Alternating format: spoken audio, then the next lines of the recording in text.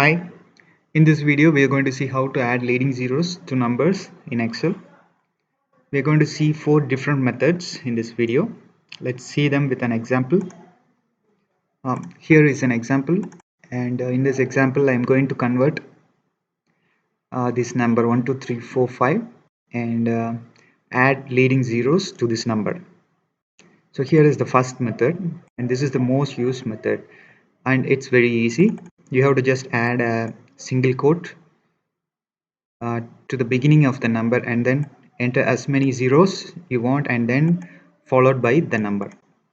If you press enter, the leading zeros will not get disappeared. In general, if you enter any zeros and press enter, the Excel will remove those leading zeros. Now with the single quote at the beginning of the number, the zeros will be preserved. Now the next method uses the function called text, and there are 2 parameters for this function. First one is the number and then the format. In the format you can give as many zeros how equal to the number of digits you want in the output. Now I am going to press enter, so you can see the zeros are getting added here. And the next method uses the function base. This function has 3 parameters. First one is the number and then this base number. Here it's 10, and if it is you want to convert a number to hexadecimal, you can give the base as 16, so it's like this. And the next one is the length of the digits, that is I have given 15 here. That means there are 5 digits in the number, so 10 zeros will be added to this number, so you can see here.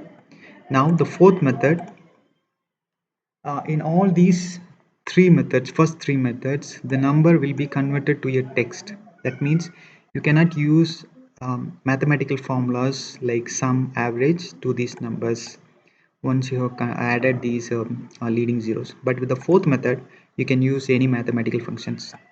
Now in the fourth method, we are not changing the value.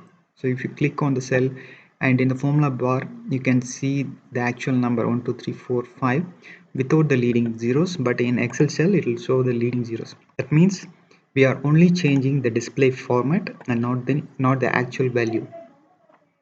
Now how to do this?